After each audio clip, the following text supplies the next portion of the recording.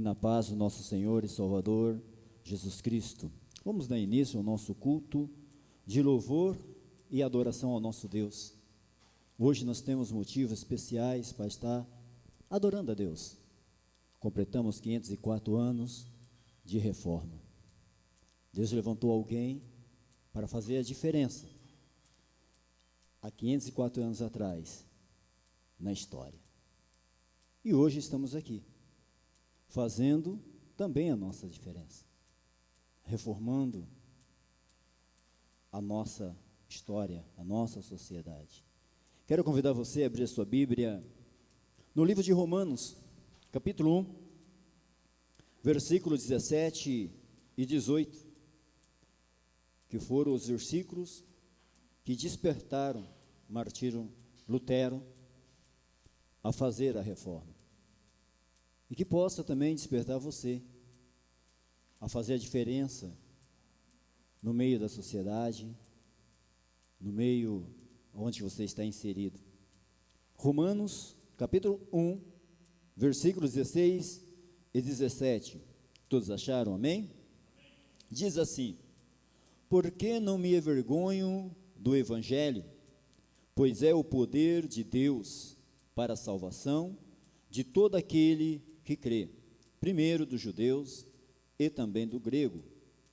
Pois a justiça de Deus se revela no Evangelho, de fé em fé, como está escrito, o justo viverá pela fé. Quero convidar você a curvar sua cabeça neste momento e levar a Deus em oração, agradecendo a Ele por tudo quanto Ele tem feito na tua vida, na minha vida, e colocando diante dEle os teus pedidos também, aquilo que você traz no seu coração. Curve sua cabeça e oremos. Pai amado, nós te louvamos, Senhor, por mais um dia que o Senhor tem nos dado. Te louvamos pela vida que o Senhor nos deu lá na cruz do Calvário, quando o Senhor entregou o seu Filho para morrer por nós e nos resgatar, Senhor, para a luz, nos dar vida e nos colocar, Senhor, para fazer uma história. Te louvamos porque há 504 anos atrás, o Senhor levantou alguém, ó Deus, que não se conformou aonde estava, com o que estava acontecendo, e trouxe, Senhor, a reforma, trouxe, ó Deus, a mudança, Pai, fez mudança na sociedade que ele estava inserido, no seu tempo, e nos deixou esse legado, Senhor.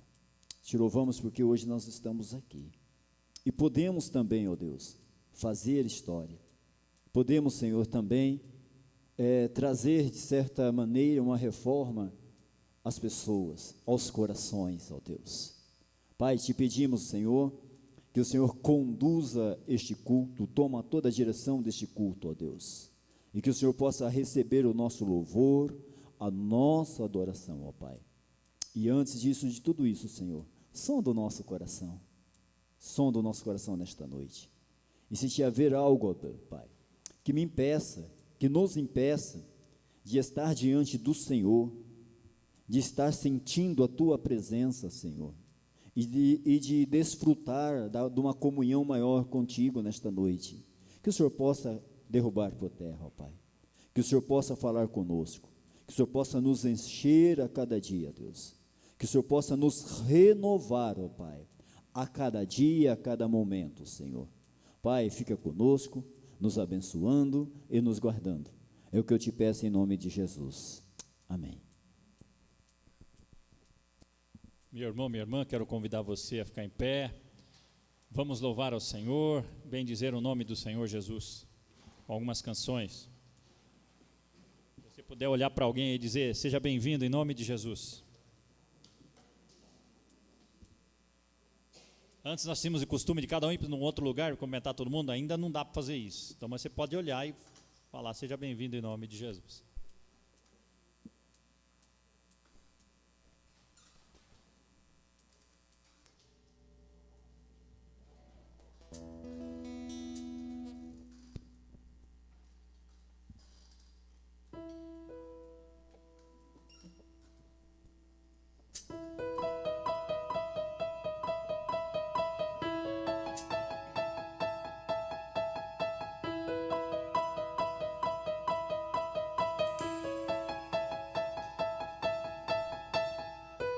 nesses dias de desespero, incerteza e medo há. Em uma salvação eu creio, creio em ti, creio em ti. Acredito em Jesus Cristo, acredito em Deus o Pai, acredito no Santo Espírito que nos dá nova traz. Acredito na cruz de Cristo e que a morte enfim venceu. Acredito que ressurreto muito em breve voltará. Creio em ti.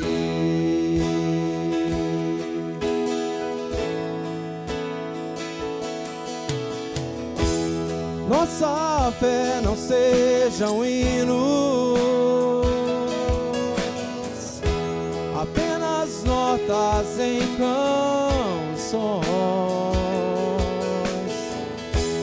Mesmo em tentações e fraco, creio em ti. Senhor, Em ti.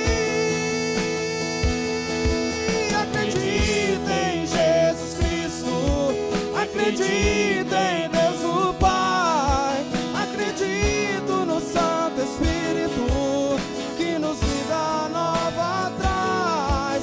Acredito na cruz de Cristo e que a morte enfim venceu.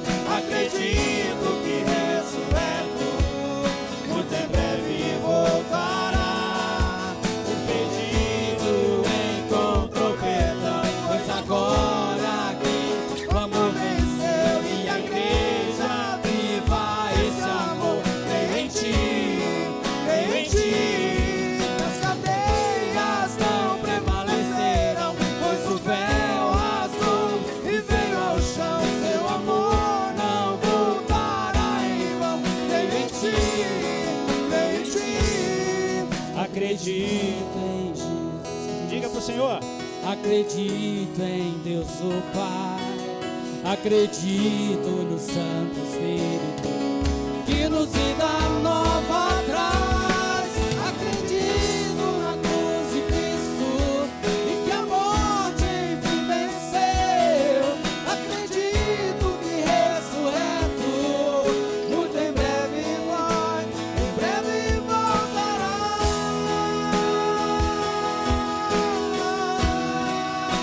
Em breve voltará.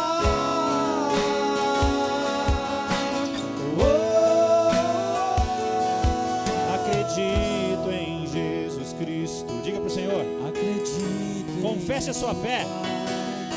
Acredito no Espírito Que nos vida nova traz. Acredito na cruz de Cristo. que a morte e que a morte enfim venceu.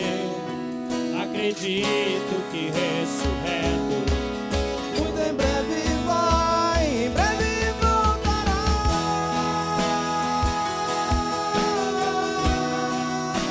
Em breve voltará.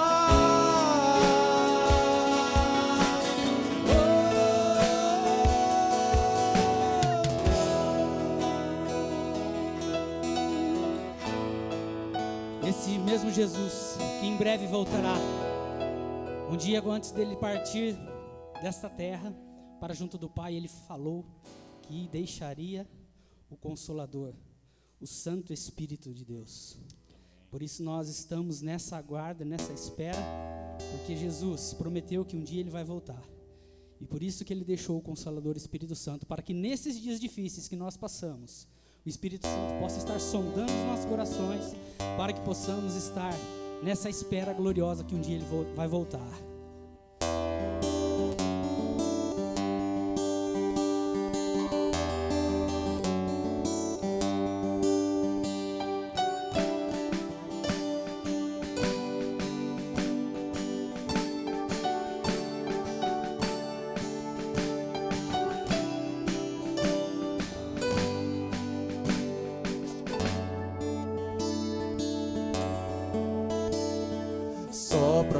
como o vento,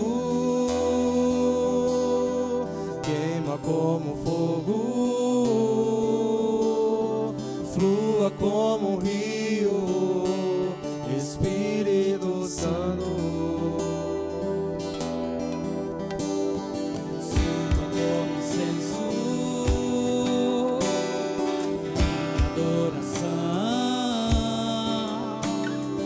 vou me derramar, Espírito Santo,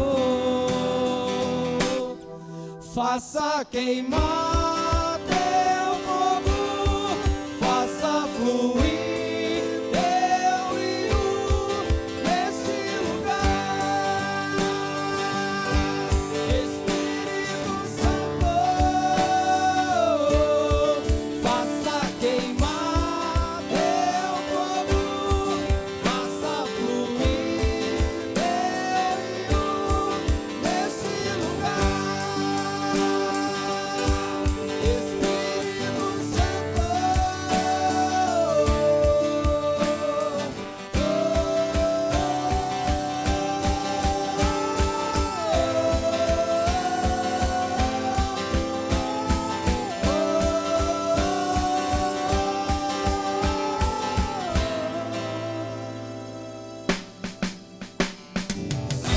Como vento, queima como fogo,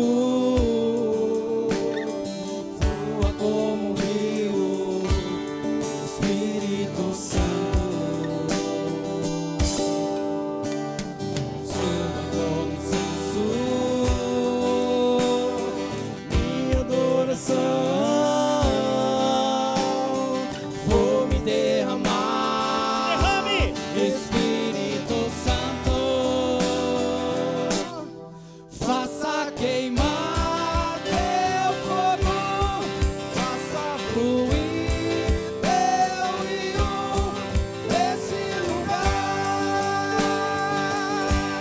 Espírito Santo, faça queimar teu fogo, faça fluir teu rio nesse lugar, Espírito Santo, eu navegarei no oceano do Espírito e ali adorarei ao Deus do meu amor. Eu adorarei ao Deus da minha vida, que me compreendeu sem nenhuma explicação. Espírito, Espírito, que desce como fogo, vem como em Pentecostes e enche-me de gozo. Espírito, Espírito, que desce como fogo, vem como em Pentecostes e enche-me de novo, faça queimar teu fogo, faça fluir teu rio neste lugar, Espírito Santo, faça queimar teu fogo, faça fluir teu nesse lugar, Espírito Santo.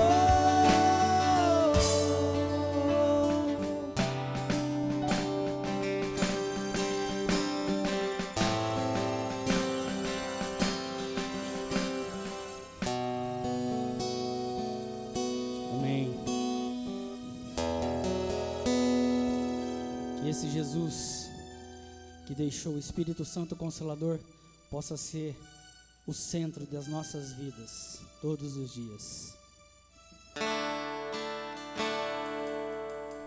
Jesus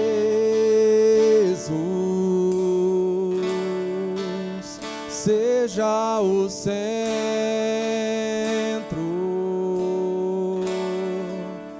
minha fonte, minha luz, Jesus.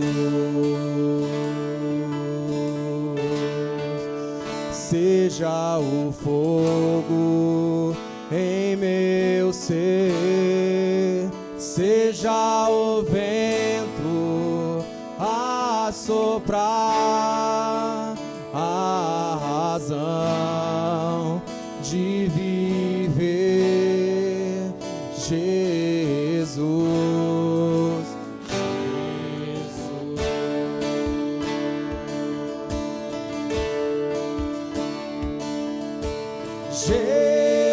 Jesus, seja o centro, minha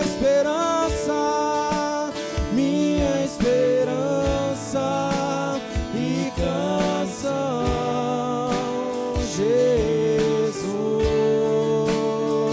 seja fogo, seja o fogo em meu ser, seja o vento a soprar, a razão de viver, Jesus,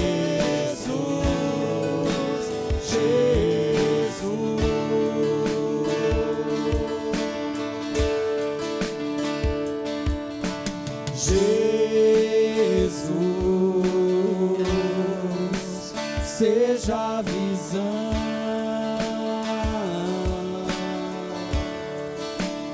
meu caminho e direção, Jesus. Jesus seja a visão, mais uma vez. Jesus, seja a visão,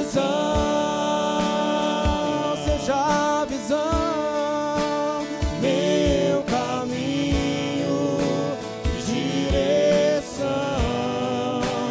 Jesus. Seja o fogo, Senhor. Seja o fogo em meu ser, seja o vento a soprar, a razão de viver, Jesus,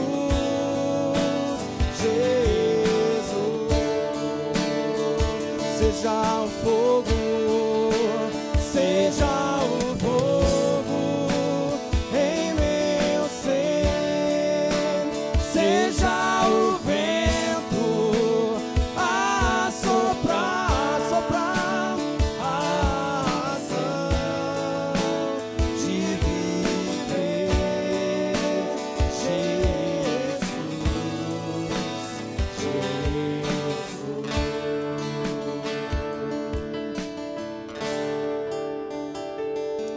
Ó Deus, que nós possamos, ó Pai, sempre ter o Senhor como centro das nossas vidas, para que possamos fazer a Tua vontade, Senhor.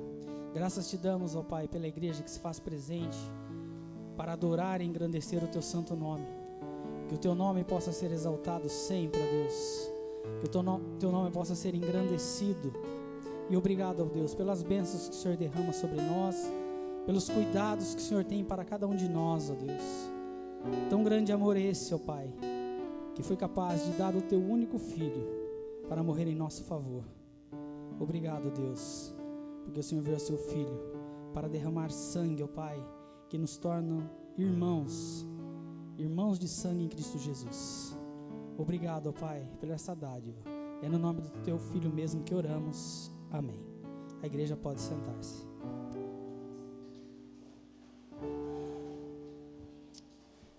Meu irmão, minha irmã, feliz de ver vocês aqui. Temos o pessoal lá de Curitiba que veio nos visitar hoje. Que bom ver vocês.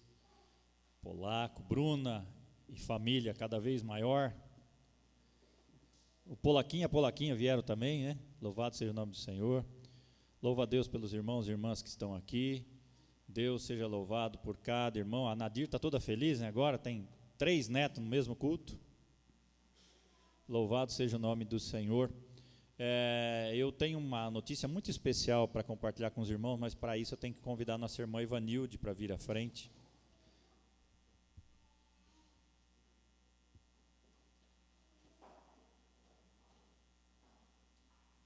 A Ivanilde vai compartilhar, ela fez um compromisso com Deus para que Deus ajudasse o filho dela a se recuperar de uma fase difícil que ele está enfrentando. E ele está, aos poucos, se levantando. Então ela assumiu o compromisso com Deus de compartilhar isso.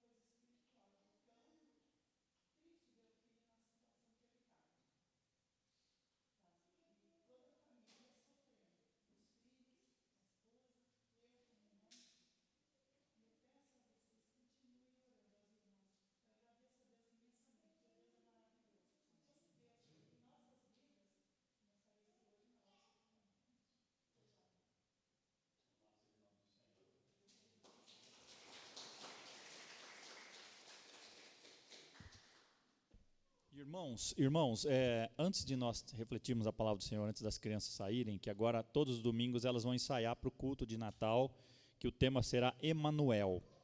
Mas antes da saída, eu tenho alguns pedidos de oração. Um deles é que o nosso irmão Luiz Carlos, diácono, em disponibilidade, ele está já internado desde ontem, hoje eu falei com a Claudete, ele está com 2 catéteres no rim, porque ele está com vários cálculos renais, alguns deles muito grandes para eliminar naturalmente. Então ele já está internado, o rim dele precisa melhorar para que possa haver o procedimento de retirada das pedras ou dos cálculos renais. Ele já está internado no Hospital da Providência, em Apucarana. Lembrar de orar pela nossa irmã Marlene, mãe da Rislaine, a Marlene, que é uma professora lá de Cambira, a Nadir, que vai passar por uma cirurgia, se não me falha a memória, quarta-feira. Está tudo certo já? Em nome de Jesus. Então, a Emily, que está se recuperando de uma microcirurgia. Quem mais? Erga a mão só, se você tem algum pedido de oração. Não precisa falar, mas a Nenê, a Fátima, a Selena. Mais alguém? Pode erguer a mão. A Selena, Luiz, a Maristela, Ana Cacheta, Nelly. Mais alguém? Deus sabe o que você está pedindo, mas erga a sua mão se você tem mais algum pedido aí. Então vamos, a Ivone, vamos orar? Feche seus olhos, vamos clamar ao Senhor. O nosso Deus tudo pode, não há nada que Ele não possa resolver. Senhor, nós colocamos esses pedidos diante do Senhor, a vida do Luiz Carlos, da Marlene, da nossa igreja, da Marlene, aquela professora, a vida, Senhor, da Ivanilde, seu filho Paulo Henrique, enfim, todos, a Nadir, que vai passar por uma cirurgia também. Que o Senhor vá à frente e ouça o pedido de cada irmão e irmã que levantou a mão aqui agora. O Senhor sabe a causa que cada um deles está enfrentando agora. O Senhor sabe a situação que eles estão enfrentando. E eu peço, Senhor, que o Senhor vá à frente de todo o tratamento, se for problema de saúde, de toda a solução, se for por conversão de alguém, o Senhor tem poder para mudar um coração, coisa que nós não podemos fazer. coisas que fogem do nosso controle, o Senhor pode fazer. Por isso nós entregamos nas tuas mãos, em nome daquele que tudo pode, no nome de seu Filho amado, Jesus Cristo. Amém. Eu tenho um irmão aqui também, ele não gosta de falar, mas eu preciso compartilhar com os irmãos. O Márcio, uma vez, ele veio aqui, eu pedi para ele orar por ele aqui. Vocês lembram disso? Há 2 domingos atrás, eu conversando com o Márcio na vinda para cá, ele falou assim: pastor, eu fiz o exame, sumiu a pedra da vesícula, não sei o que aconteceu. Ele falou que tomou remedicação, tudo, mas eu acho que foi Deus. Eu creio que foi Deus, porque pedra da vesícula eu nunca vi sumir, depois de um exame. Eu nunca vi. Normalmente o médico falou, pedra da vesícula ela não tem saída, tem que operar para tirar. Então ele fez os exames, um exame bem mais específico, e não tem mais pedra na vesícula. Então Deus pode fazer isso. Eu, homem, não posso, muito menos você, nenhum de nós. Mas a Bíblia diz que Elias foi humano como nós, sensível a problemas como nós, mas ele orou e o céu parou, o céu se fechou e não choveu. E depois ele orou, o céu voltou a chover. Então, esse é o Deus que eu e você servimos, que pode fazer com que a Manu recupere-se. A Manu, parente da Nadira, a Manu é sobrinha do Valdemir, enfim, o Luiz Carlos no hospital, todas as pessoas, todos. Se você tem alguma causa que fugiu do seu controle, para Deus não fugiu. Deus pode mudar. Amém? Quero convidar as crianças para vir à frente. Estou muito feliz de ver um Teodoro aqui, olha que legal. Está grande. Louvado seja o nome aí, Teodoro, ó, joia para você. Aí, joia. Aí, vamos orar? As crianças podem vir à frente? Se a mãe puder, se ela não quiser vir sozinha, vem com a mãe ou com o pai aqui, vamos orar. Orar por todos aí, ó, beleza? Oh, beleza, olha só que coisa linda. Mateus, pode vir, você tem 12 anos, mas vem também. Mateus está em dúvida se ele é pré-adolescente ou se ele é criança. No dia das crianças ele é criança, depois ele volta a ser pré-adolescente. Vamos orar. Senhor, nós colocamos essas crianças, essas vidas preciosas. Nós não temos palavra para agradecer ao ver crianças na tua casa. Eles já são a realidade da vida da igreja. Que o Senhor use-os poderosamente e que eles cresçam no caminho do Senhor, em nome de Jesus. Amém. Deus abençoe.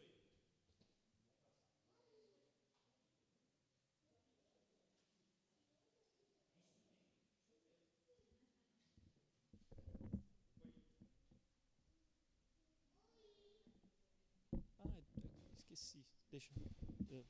Falou.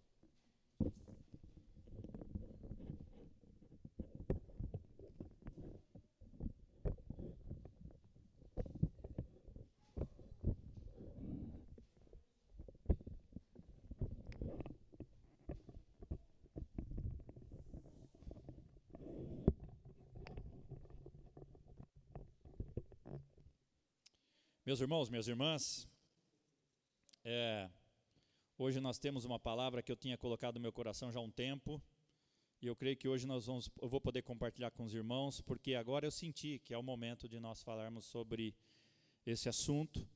É um assunto muito importante, é um assunto que tem a ver com a minha vida, com a sua vida, e a minha oração tem sido ultimamente, como pastor dessa igreja, que Deus levante irmãos e irmãs maduros espiritualmente. Maduros espiritualmente.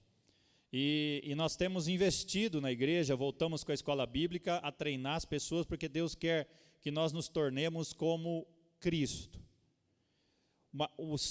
A maneira como a pessoa amadurece na fé é quando ela está cada dia mais semelhante a Jesus. E eu quero convidar você a abrir a sua Bíblia em Efésios capítulo 4, verso 12. E também depois, 2 Coríntios, capítulo 13, verso 9. Eu esqueci de passar a apresentação do sermão para a Aline aqui agora. Eu não vou parar para fazer isto. Nós vamos seguir em frente e vamos refletir na palavra do Senhor. Melhor até que você preste atenção no que eu estou falando. Como diz o pastor Messias, olhe nos meus olhos e ouça o que eu falo. E clame a Deus. Deus, expulsa todo sono. Expulsa todo sono. Porque às vezes o sono não é do nosso físico, não. Às vezes é algo que está querendo atrapalhar a nossa atenção. Então, a gente fica acordado na frente de um jogo de futebol, de um filme, e às vezes não consegue ouvir um sermão, uma pregação. Então, expulsa, Senhor, todo sono. Efésios capítulo 4, verso 12, diz assim, o final do versículo: com o fim de preparar os santos para a obra do ministério, para que o corpo de Cristo seja edificado. Veja agora 2 Coríntios capítulo 13, verso 9, que diz assim: ficamos alegres sempre que estamos fracos, e vocês estão fortes. A nossa oração, e eu vou poder colocar no meu nome aqui, a minha oração é que vocês sejam aperfeiçoados. A minha oração é que vocês sejam aperfeiçoados. Diga assim: Senhor, eu quero ser aperfeiçoado. Eu quero ser cada dia mais semelhante a Jesus. Amém? A Bíblia diz que no Novo Testamento, que Deus deseja que todo cristão seja maduro. O que é um cristão maduro? Um cristão firme na sua fé, que nada abala a sua fé, que nada tira a sua paz nas lutas que ele enfrenta. Efésios 4,14 diz que o propósito é que não sejamos mais como crianças, levados de um lado para o outro como ondas, nem jogados para lá e para cá por todo o vento de doutrina e pela astúcia e esperteza dos homens. Por que será que as pessoas, mesmo de tempo de igreja, às vezes houve alguma coisa, alguma situação, ela é levada para aquilo, para aquele outro? Algumas pessoas deixam a fé ou seguem outras denominações, outras seitas, heresias. Por que será? Eu tenho certeza que faltou maturidade, faltou conhecer as Escrituras, faltou ser semelhante a Jesus, porque quem conhece a verdade, ele não deixa a verdade por outra coisa. O alvo maior do crescimento espiritual é se tornar como Jesus. E a grande pergunta você pode fazer: pastor, mas como é que o crescimento espiritual acontece na minha vida? Como que eu cresço espiritualmente? Como eu posso me tornar cada dia mais maduro como Jesus? Tem muitos crentes que parece um fruto que ele está verde, né? Ele não passa pelo maduro, ele já apodrece. Ele não amadurece. Ele não cresce na fé. São crianças da fé de 30, 40, 50 anos de nascimento espiritual, porque nunca cresceram, e qualquer coisa abala a sua fé e a pessoa desanima. Um escritor disse certa vez: os cristãos que viraram o mundo de cabeça para baixo foram homens e mulheres que tinham uma visão nos corações e a Bíblia nas mãos. Homens que fizeram e mulheres que fizeram diferença na história foram homens e mulheres que sabiam onde olhavam e onde queriam ir, e que tinham uma Bíblia na mão. Alguns pensam que o crescimento espiritual é automático depois que você se converte. Não é verdade. Se você deixar uma criança, quem está acostumado com criancinha nova agora sabe disso, se ela deixasse o nenê dela lá, não ensinasse a andar, não incentivasse, ele não ia aprender a andar, não ia aprender a falar, não ia. Então não se cresce naturalmente. Precisa ser incentivado, é provocado.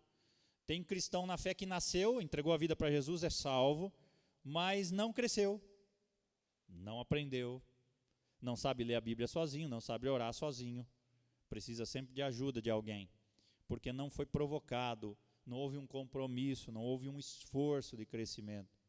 Tem preguiça de ler a Bíblia todo dia, que seja 10 minutos. Outra coisa que as pessoas pensam, que crescimento espiritual é algo místico. Poucos conseguem.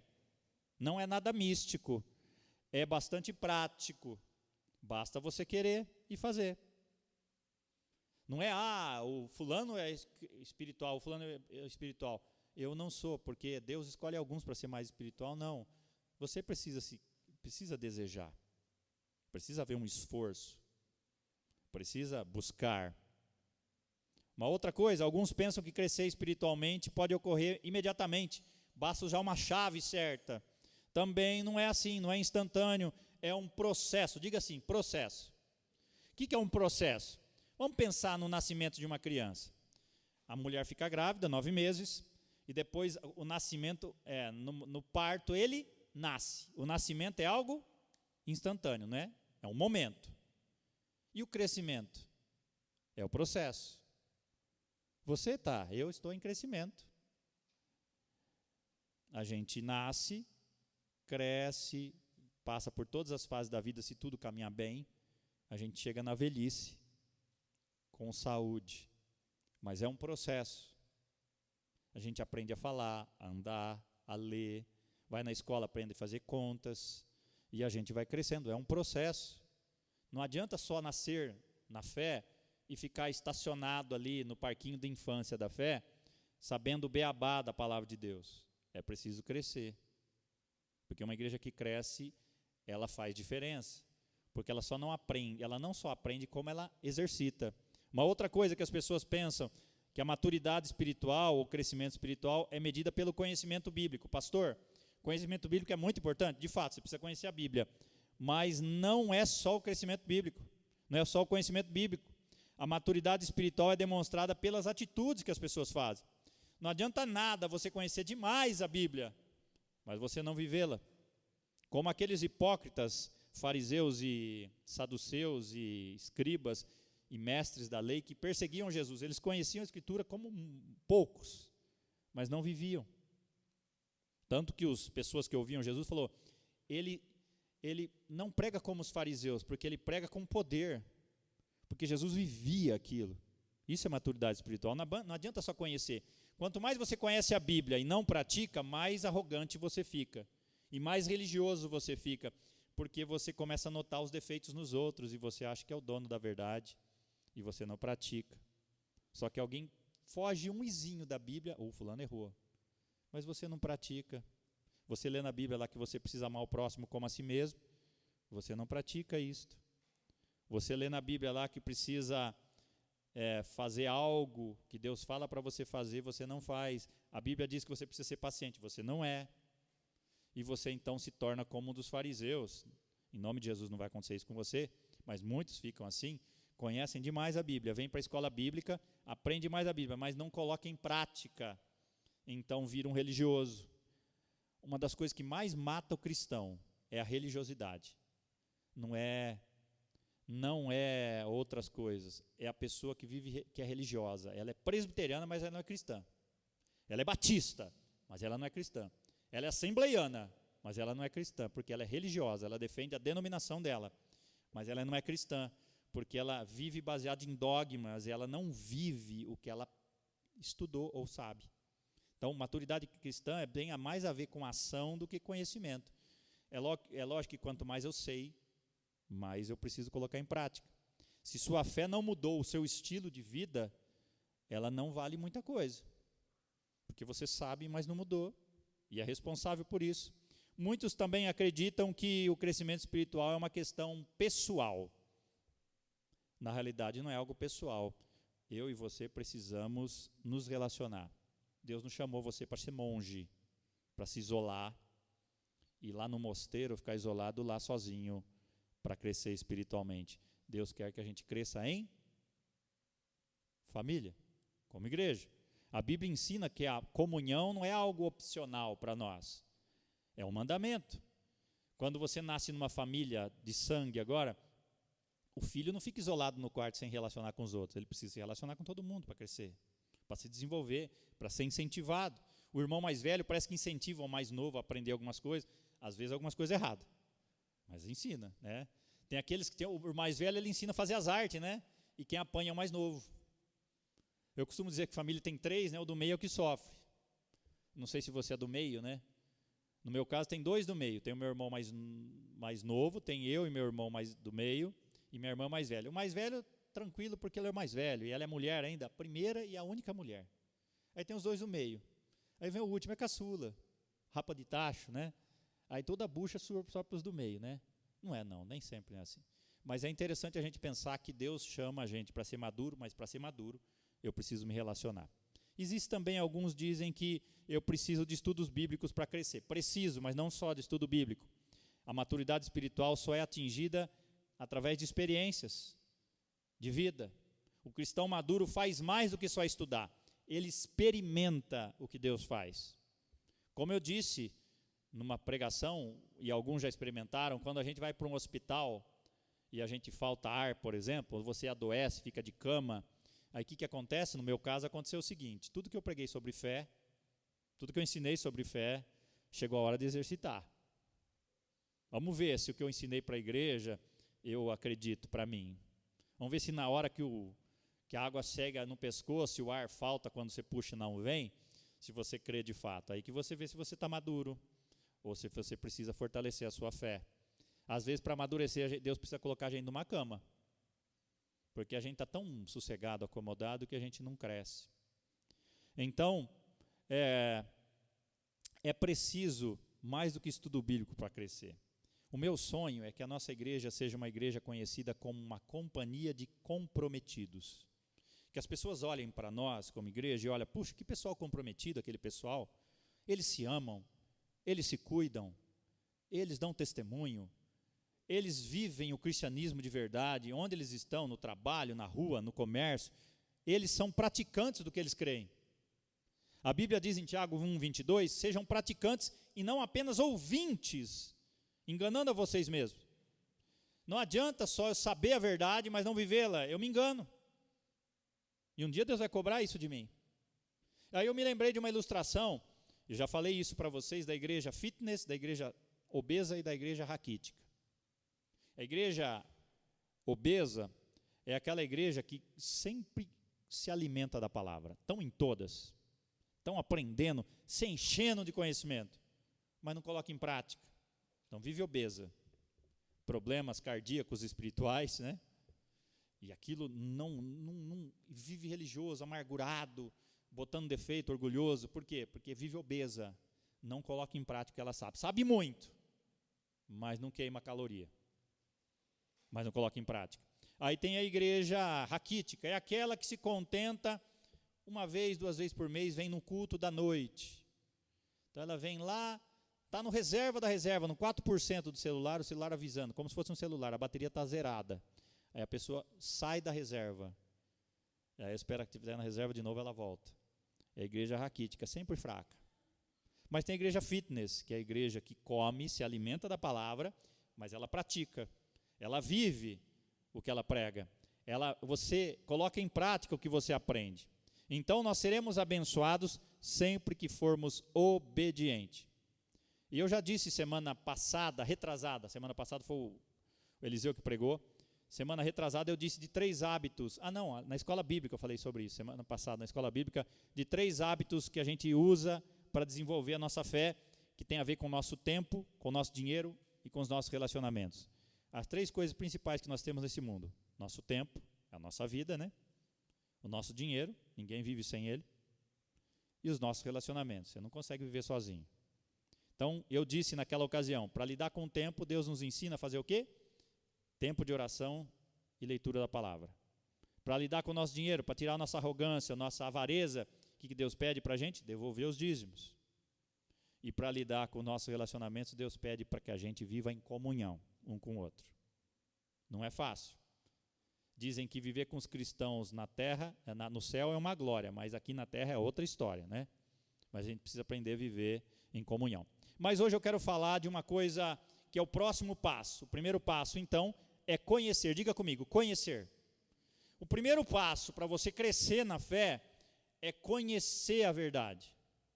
Conhecer. De que forma? Leitura da palavra e oração. Tem um horáriozinho na sua casa, não precisa ter Bíblia de estudo, nada. Separa 10, 15 minutos do seu dia inteiro, lê um texto e ora sobre ele. É assim que começa. Acorda um pouco mais cedo, faça isso. Segunda coisa, diga comigo, perspectiva. É sobre ela que eu quero falar. Diga aí, perspectiva. Perspectiva. O cristão, depois que ele conhece a Bíblia, ele precisa ter algo, um próximo passo, um próximo nível, que chama-se perspectiva. Eu quero que você abra a sua Bíblia no Salmo 103, verso 7. 103, verso 7. Agora eu pretendo ser breve. A introdução é mais longa do que os pontos que eu quero falar com você. Salmo 103, verso 7. Olha o que a Bíblia diz. Preste bastante atenção, um versículo pequenininho, mas que mostra muito. Salmo 103, 7 diz assim: Ele manifestou os seus caminhos a Moisés e os seus feitos aos israelitas. Preste bastante atenção. O que Deus fez? Ele manifestou os seus caminhos para Moisés e os feitos aos israelitas. O que ele está dizendo aqui? Ele está dizendo que o povo de Israel viu o que Deus fez, mas Moisés entendeu por que Deus fez. Entende isso? A maioria das pessoas que servem a Deus, às vezes, vê o que Deus faz, mas alguns poucos que têm perspectiva, eles sabem por que Deus fez aquilo. Quando a pessoa está mais madura na fé, ela não só vê Deus fazendo, Sandra, ela começa a saber por que Deus fez aquilo. Ela começa a enxergar mais longe. A visão dela não está limitada apenas àquela situação. Isso é ter perspectiva. Perspectiva significa compreender algo que você vê de maneira ampliada. E aí eu pensei numa história. Imagine você, quem já veio de Curitiba para cá, você já fez isso ou já voltou. Tem muitas curvas, né? Imagine você estar numa subida, na vinda para cá, subindo uma serra. Quem já andou na serra sabe, cheia de curva. E você está com um carro, o seu carro é rápido, mas você tem um caminhão na frente.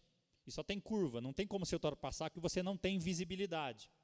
Aí, de repente, vem um helicóptero e ele avisa você que pode ultrapassar o caminhão, que tem 3 quilômetros sem congestionamento para frente, pode vir que não vem vir no carro. Aí você passa e segue. Qual a diferença sua do seu carro para o helicóptero? O helicóptero tem perspectiva, tem visão. Ele enxergou mais longe. É isso que Deus quer que você faça. Depois que você desenvolve a sua fé, conhece mais a Deus, você começa a enxergar mais longe do que você fosse um simples cristão que participa de um culto. Porque você está crescendo, você está aprendendo, você está entendendo, tendo sabedoria, discernimento e tendo perspectiva. É aquelas pessoas que enxergam lá longe. Ela está fazendo algo aqui, mas ela sabe onde ela vai chegar, porque Deus está mostrando para ela. É a pessoa que as pessoas comentam: puxa, aquele fulano tem uma visão. Já ouviu isso? Como que ele enxergou aquilo? Porque a pessoa está buscando direção para Deus. O texto diz que nós lemos que o povo de Israel viu tudo que Deus fez, mas só Moisés entendeu por que Deus fez. Só Moisés. Essa é a diferença entre conhecimento e perspectiva. O conhecimento é aprender o que Deus diz e faz. Perspectiva é saber por que Deus faz. Hoje eu entendo porque eu fiquei doente, mas quando eu estava não entendi. Se eu tivesse perspectiva mais, eu ia entender por que eu estava lá. Deus já tinha um motivo para eu estar lá. Ou em outras situações na minha vida. A Bíblia ensina que os não cristãos não possuem perspectiva espiritual e que a falta de perspectiva é uma evidência também de imaturidade. Um cristão que não tem perspectiva, ele ainda precisa crescer. E a reclamação constante de Deus contra a nação de Israel era que a nação de Israel não entendia as coisas, era teimosa. Hebreus 5,14 diz: mas o alimento sólido é para os adultos, os quais, pelo exercício constante, tornaram-se aptos para discernir tanto o bem como o mal. Uma pessoa que tem perspectiva, ela sabe discernir o que é certo e o que é errado, o bem e o mal, o bom e o ruim. E eu quero falar de rapidamente, 4 vantagens em ter perspectiva. O que você ganha tendo perspectiva, ou seja, enxergando mais à frente o que Deus vai fazer? O que você aprende? Qual a sua vantagem para isso? E a primeira vantagem é a seguinte, diga comigo: a perspectiva, vamos junto, a perspectiva faz que amemos a Deus ainda mais. Quando você tem perspectiva, você enxerga além da situação que você está vivendo, você vai amar mais a Deus. Por quê?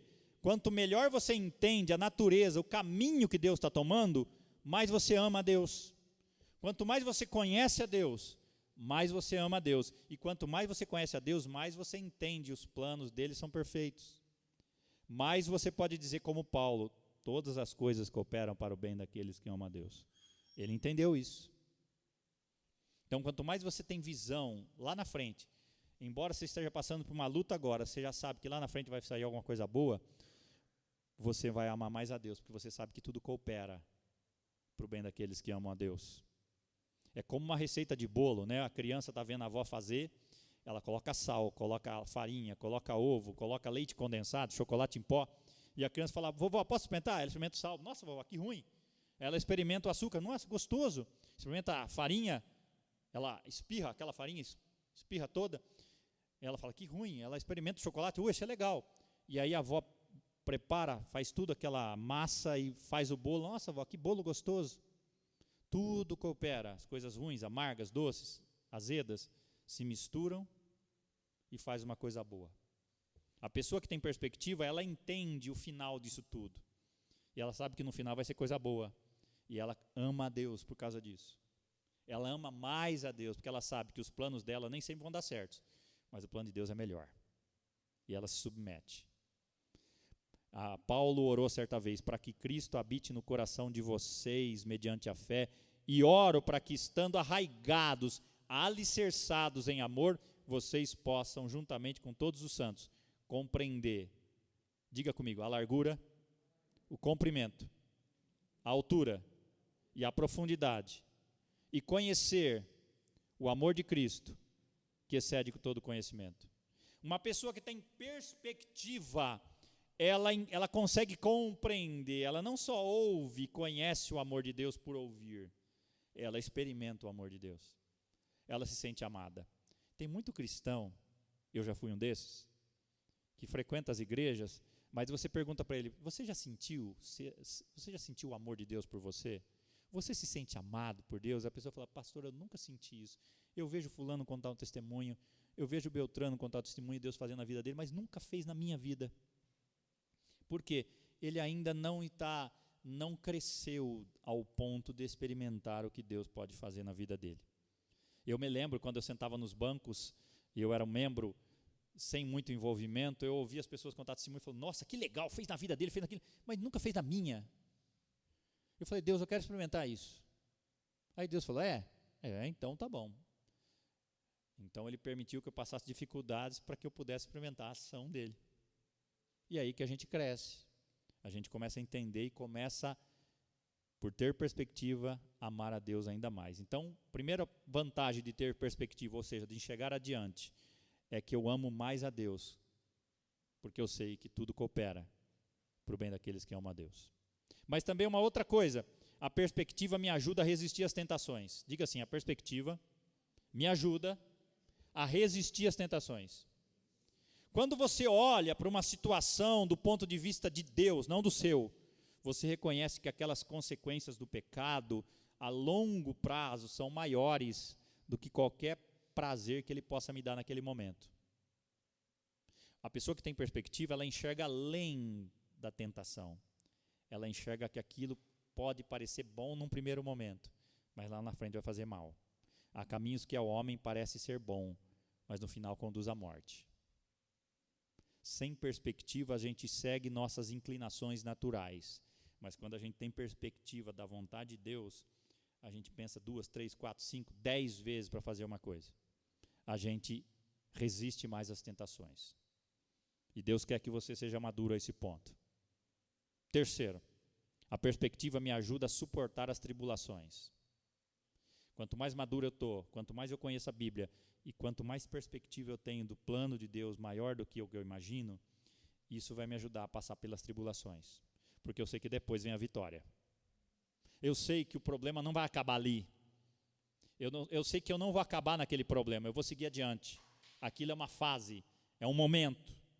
E isso vai me ajudar a suportar as tribulações. Quando eu tenho a perspectiva de Deus numa situação que eu enfrento, eu reconheço que Deus age em todas as coisas para o meu bem. Eu reconheço que a prova da minha fé produz perseverança. Diga assim, a prova da minha fé produz perseverança. Então, quando eu enxergo uma tribulação, uma provação, do ponto de vista de Deus, eu sei que aquilo vai provar minha fé. Eu vou resistir. Eu não vou desanimar. Deus pode não evitar que eu passe dentro da fornalha, mas Ele vai estar comigo lá dentro. Deus pode não evitar que eu seja jogado na cova de leões, mas Deus vai tapar a boca dos leões. Deus pode não evitar que eu sofra um problema de saúde, como Deus evitou. Mas Deus estava comigo lá no hospital. Deus não pode evitar, Ivanildo, que você passasse por aquele problema com seu filho. Mas Deus está com você, ouvindo as suas orações. Deus não pode evitar que você passe por uma cirurgia, mas Ele pode estar com você na cirurgia, ou então pode curar milagrosamente, como faz. Quem tem a perspectiva de Deus, ele suporta as tribulações com perseverança. A perspectiva foi uma das razões pelas quais Jesus foi para a cruz, porque ele já sabia, Ricardo, o que ia acontecer depois da cruz. Ele sabia que se ele fosse à cruz, todos vocês, eu e vocês, seríamos salvos, porque ele pagaria o preço. Ele sabia que ele precisava enfrentar todo aquele sofrimento para pisar na cabeça de Satanás. A cruz foi derrota para Satanás. Há quem fala assim, quando Jesus foi para a cruz, o diabo comemorou porque ele morreu. Não, o diabo foi derrotado na cruz. O diabo fez de tudo para que Jesus não fosse para a cruz. O diabo fez a primeira tentação lá no começo dos evangelhos. Depois ele tentou Jesus no Getsêmani. Jesus ficou mal. Ele falou, Deus, se for possível, afasta de mim esse cálice, mas que não seja feita a minha vontade, mas a sua. Jesus estava sendo tentado a deixar de ir para a cruz. Mas a Bíblia diz que chegou um momento que ele saiu resoluto, decidido a ir para a cruz. Por quê? Porque ele tem a perspectiva que aquela tribulação, aquela luta, lá na frente ia ter um bom resultado. Você precisa entender isso. Eu não sei qual a luta que você está passando, mas você precisa entender, olhar pela perspectiva de Deus e saber que lá na frente, depois que você passar por essa fase, por esse vale da sombra da morte, vai ter luz lá na frente. E a vitória vai chegar. Em nome de Jesus. Olha o que a Bíblia diz em Hebreus capítulo 12, verso 2. Abra a sua Bíblia. Estou terminando. Hebreus 12, 2 diz assim: tendo os olhos fitos em Jesus. Diga assim, eu preciso ter os olhos fitos em Jesus. Autor e consumador da nossa fé. Ele, pela alegria que lhe fora proposta, suportou a cruz, desprezando a vergonha, assentou-se à direita do trono de Deus. Jesus olhou para além daquela dor, para a alegria que estava mais adiante. Ele já sabia o que vinha depois, Ricardo, mas ele precisava passar por aquele calvário.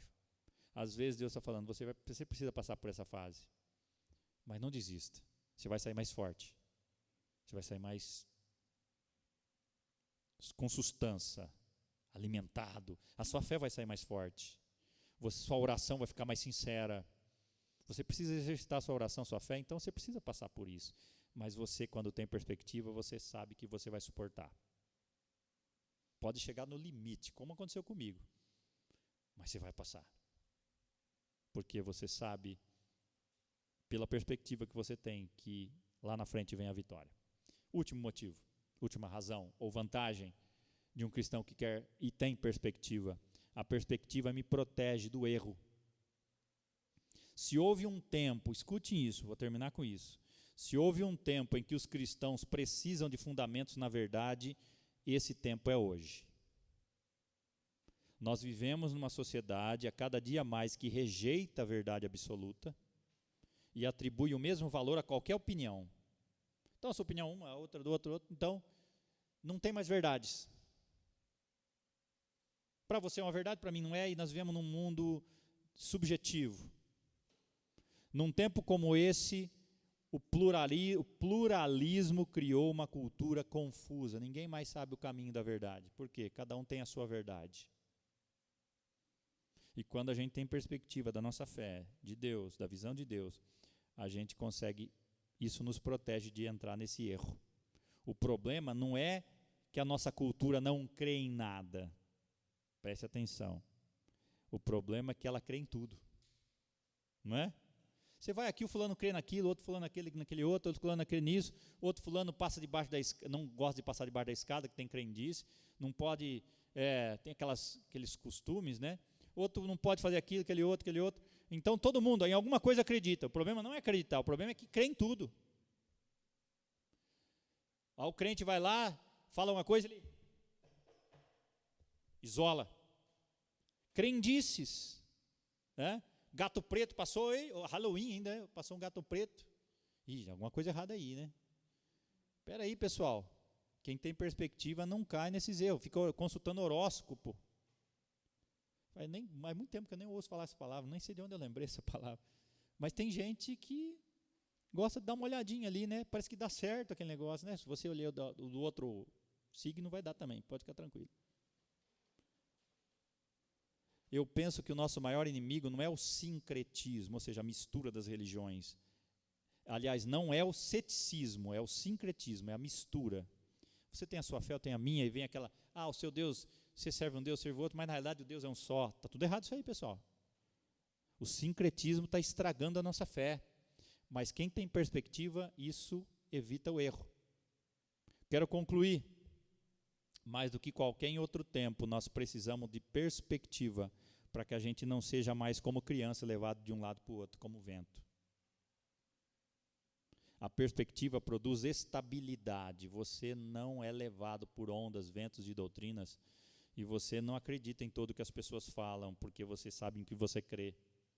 Você sabe qual a sua fé. E Deus convida você a viver sobre uma nova perspectiva.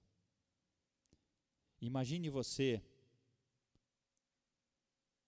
conseguindo enxergar além do que você enxerga hoje, enxergando além de um problema que você está enfrentando hoje. Você já sabendo qual o caminho a trilhar para superar aquilo. Como eu disse, numa montanha, você enxergar além. Imagine se você puder enxergar além daquela curva que o carro lento está na sua frente. Você poderia ultrapassar aquele carro. Isso é ter perspectiva, você enxergar além do problema, além da situação. Deus quer te dar perspectiva.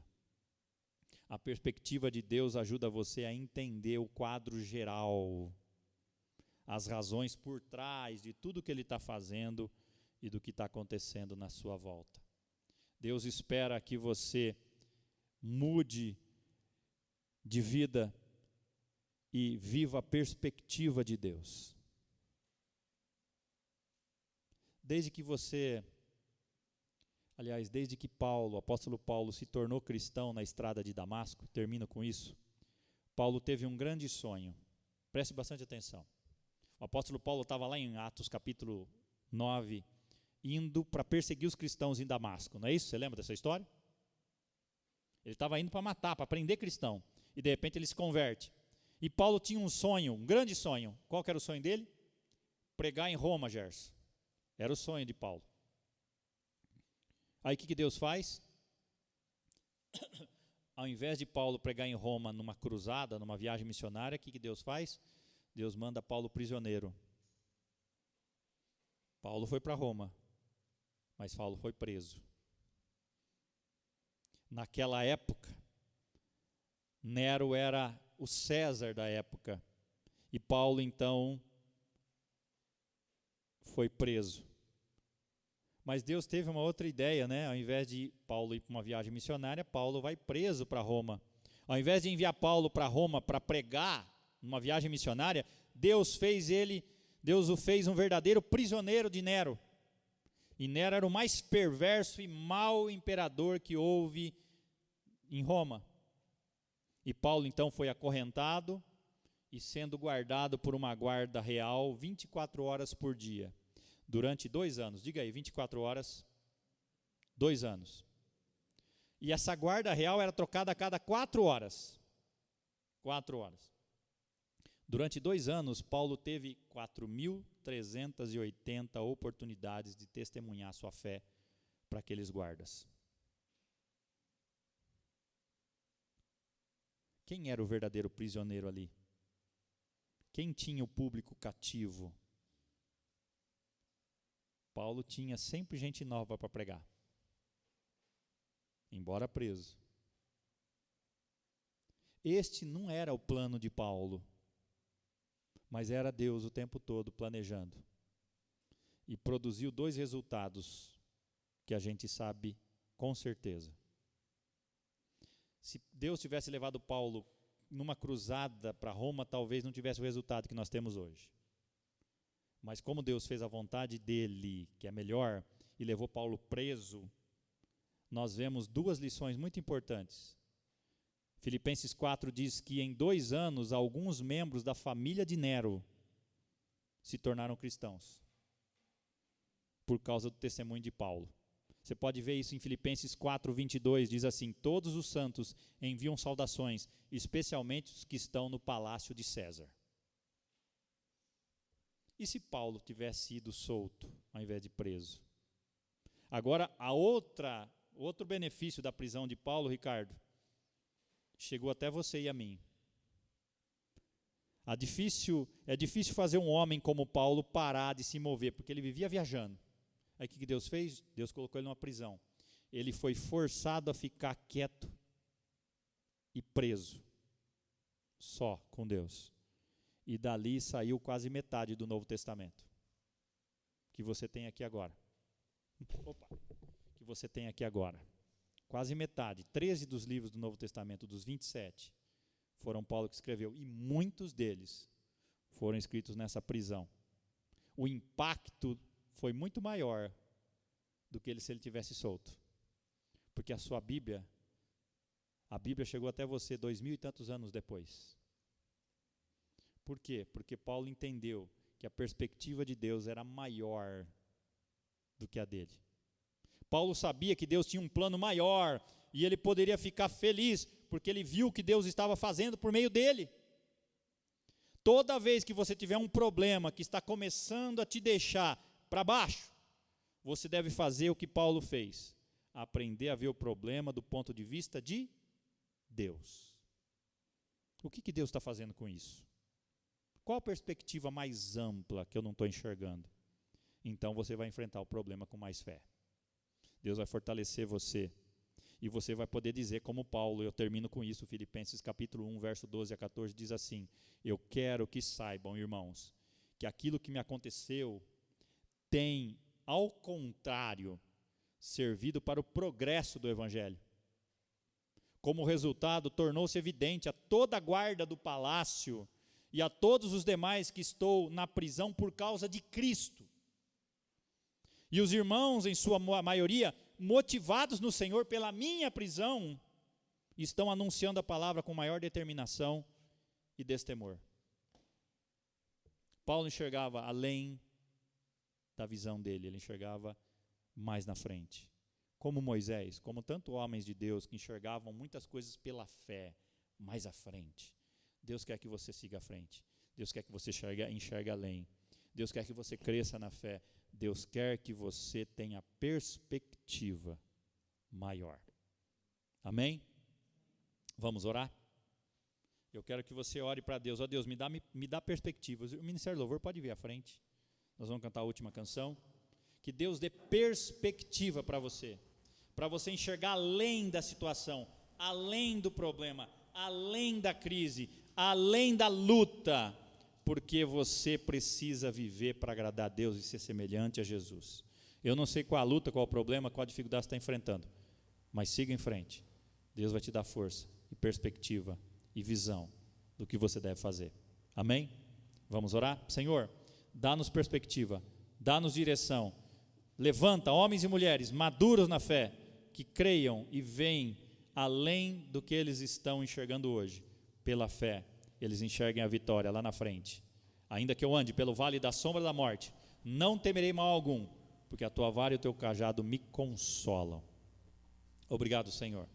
Nos dá maturidade para enxergar além das lutas, dificuldades, das provações, das tentações e seguir em frente, apesar de tudo que enfrentamos. Em nome de Jesus. Amém. Vamos louvar o Senhor. Fique em pé.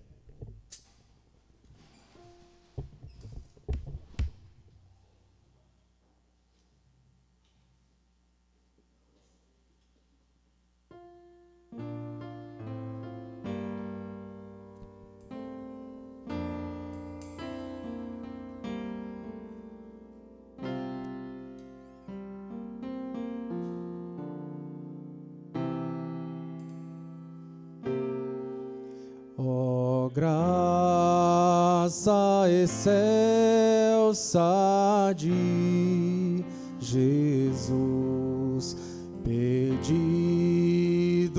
me encontrou, estando cego me fez ver. e me livrou.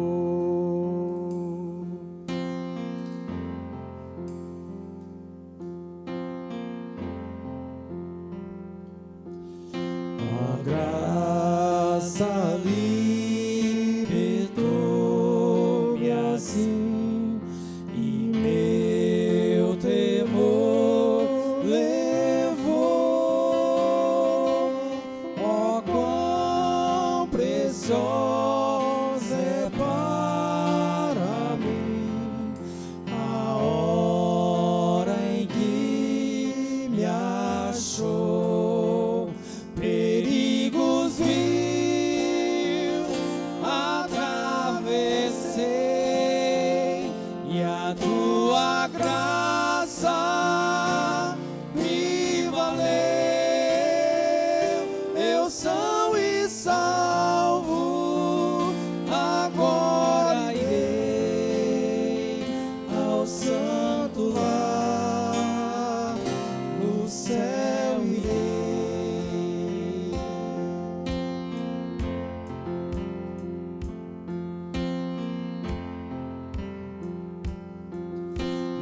Lutas, dores, tentações caíram sobre mim, porém a graça me salvou. Feliz eu sou em mim. Perigos mil atravessei, e a tua graça me valeu. Eu sou e salvo, agora irei ao santo lar, no céu irei.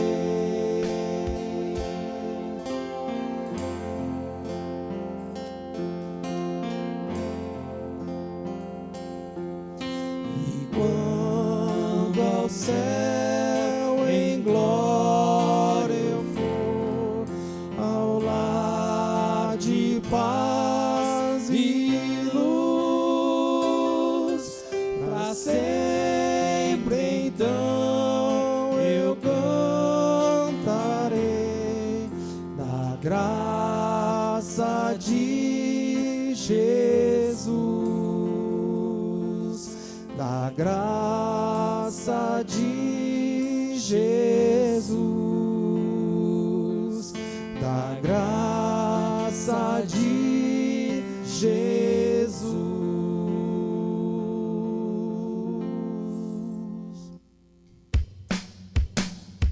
Perigos mil atravessei, e a tua graça me valeu. Eu sou e salvo, agora irei ao santo lar, no céu irei. Promessas deu-me o Salvador, e nele então eu posso crer. É meu escudo e protetor em todo meu viver, Senhor, em todo meu viver, Senhor, em todo meu viver, Senhor.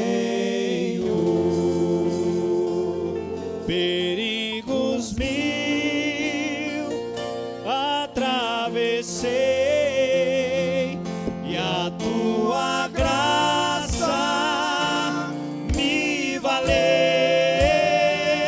Eu são e salvo, agora irei ao santo lar, promessas deu-me o Salvador. Ele te deu. E nele então eu posso crer. É meu escudo e protetor em todo meu viver, Senhor, em todo meu. Em todo meu viver, Senhor. Santo é o teu nome, Jesus, santo é o teu nome. A tua graça nos valeu. É pela graça que nós somos salvos. Nunca vai ser merecimento, vai ser graça, graça sobre graça.